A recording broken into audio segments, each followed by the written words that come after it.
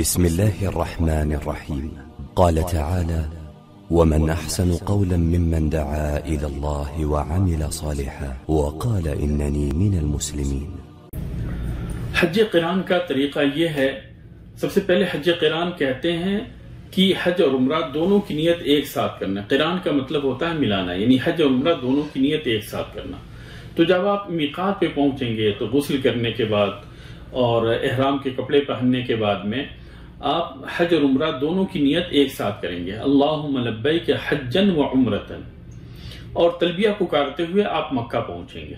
मक्का पहुंचने के बाद में आप तवाफ़ क़ुदूम करेंगे। तवाफ़ क़ुदूम करने के बाद में सही करेंगे, और सही करने के बाद में आप एहराम ही की हालत में रहेंगे। आप बाल नहीं कटवाएंगे, बल्कि एहराम ही की हालत में आप 8 तारीख को मिना पहुंच जाएंगे। मिना के अंदर ज़ुहर से पहले पहले तक आप मिना पहुंच जाएं, और मिना के अंदर जो है 5 वक्त की नमाजें अपने अपने वक्त पे पढ़ें। 4 रकात वाली नमाजें कसर करके 2-2 रकात पढ़ें, और सारी नमाजें अपने अपने वक्त पे पढ़ें। फिर 9 तारीख की सुबह फजर की नमाज पढ़ने के बाद में आप मिना से जो है अरफा के लिए रवाना हो जाएं। अरफा के अंदर ज़ुहर और असर की नमाज जमा करके और कसर के साथ, यानी ज़ुहर के टाइम में ही ज़ुहर और असर की नमाज कसर करके 2-2 रकात अदा करें। फिर उसके बाद में दुआ के अंदर मशगूल हो जाएं। और सबसे बेहतरीन जिक्र जो नबी करीम सल्लल्लाहु अलैहि वसल्लम ने यहाँ पे की और सारे अंबिया अलैहिमुस्सलातु वस्सलाम ने, वो ये है: ला इलाहा इल्लल्लाह वहदहु ला शरीक लहु लहुल मुल्कु व लहुल हम्दु युहयी व युमीत व हुवा अला कुल्लि शैइन क़दीर।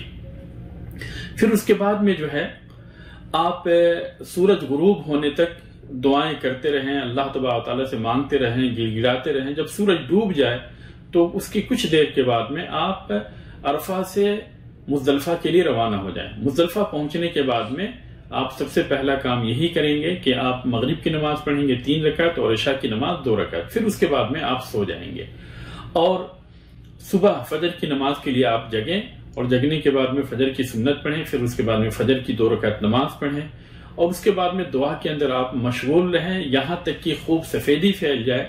फिर उसके बाद में आप यहां से मिना के लिए रवाना हो जाए। अब 10 तारीख का दिन हो गया। 10 तारीख को आपको 5 काम करना है। 10 तारीख को आपको 5 काम करना है। जमरात की रमी करनी है, और दूसरा काम जो है आपको कुर्बानी करनी है। तीसरा काम जो है बाल मुड़वाना है। चौथा काम तवाफ करना, और 5वां काम सही करना। तो सबसे पहले जो है आप जमरे अक़बा को जो है कंकरी मारे, और उसके बाद में आप कोई दुआ न करें। फिर उसके बाद में कुर्बानी करें, और कुर्बानी करने के बाद में बाल कटवा दें। अगर आपने पैसे जमा कर दिए हैं तो आपकी कुर्बानी हो जाएगी। और फिर उसके बाद में जो है आप बाल मुड़वा लें, और बाल मुड़वाने के बाद में आप मक्का चले जाएं। मक्का पहुंचने के बाद में आप तवाफ करेंगे, और तवाफ करने के बाद में सही करेंगे। ये हज का तवाफ है और हज की सही। अगर आपने जो है मक्का पहुंचने के साथ शुरू में जब आप मक्का पहुंचे थे, इहराम के मीक़ात से जब आप मक्का पहुंचे थे, तो उस वक्त जो है आपने तवाफ के बाद में अगर सही कर ली थी तो 10 तारीख को सही करने की जरूरत नहीं। अगर सही नहीं की थी तो 10 तारीख को तवाफ करने के बाद में आपको सही भी करनी पड़ेगी, क्योंकि नबी करीम सल्लल्लाहु अलैहि वसल्लम ने आयशा रज़ी अल्लाह तआला अन्हा को जब उन्होंने तवाफ और सही की थी 10 तारीख को, तो नबी करीम सल्लल्लाहु अलैहि वसल्लम ने कहा था यसअ की तवाफ़ु की लिहज्जी की व उम्रती, कि आपका ये तवाफ जो है आपके हज और उम्रा दोनों के लिए काफी है। और जैसा कि हमें मालूम है कि आयशा रज़ी अल्लाह तआला अन्हा जब मक्का पहुंची थी तो नापाकी की वजह से वो तवाफ नहीं कर सकी थी। तो हज क़िरान करने वाले सिर्फ उनके ऊपर एक ही तवाफ और एक ही सही फर्ज है। अगर 10 तारीख को अगर उन्होंने मक्का पहुंचने के साथ तवाफ के साथ सही कर ली थी तो 10 तारीख को सही करने की जरूरत नहीं, और अगर सही नहीं की थी तो 10 तारीख को तवाफ करेंगे, और तवाफ के बाद में यानी हज का तवाफ करेंगे, और तवाफ करने के बाद में सही भी करेंगे। फिर तवाफ और सही करने के बाद में वापस खेमे के अंदर वापस आ जाएंगे, मिना के अंदर वापस आ जाएंगे, और 10 की रात, 11 की रात और 12 की रात जो है मिना के अंदर गुजारेंगे। और 11, 12 और 13 को तीनों जमरात को कंकरियां मारेंगे। याम तशरीक के अंदर 11, 12 और 13 को तीनों जमरात को जवाल के बाद में कंकरियां मारेंगे। पहले जो है छोटे जमरे को, फिर बीच वाले जमरे को, फिर आखिरी जमरे को, जमरे अक़बा को। पहले जमरे को कंकरी मारने के बाद में थोड़ा सा आगे बढ़कर दुआ करेंगे, फिर बीच वाले जमरे को कंकरी मारने के बाद थोड़ा सा आगे बढ़कर दुआ करेंगे।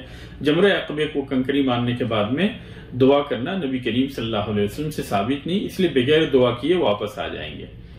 अगर कोई हाजी 12 तारीख के बाद अपने वतन वापस लौटना चाहता है तो 12 तारीख को कंकरी मारने के बाद में मिना से निकल सकता है, और अगर कोई 13 तारीख को भी रुकना चाहता है तो रात जो है मिना के अंदर गुजारे और 13 तारीख को कंकरी मारने के बाद में ज़वाल के बाद सुहर के बाद 13 तारीख को कंकरी मारने के बाद में मक्का आए, और आकर जो है जिस वक्त उसे वापस होना है वापसी से कुछ देर पहले जो है तवाफ विदा करे, और तवाफ विदा करने के बाद में अपने वतन को वापस लौट जाए।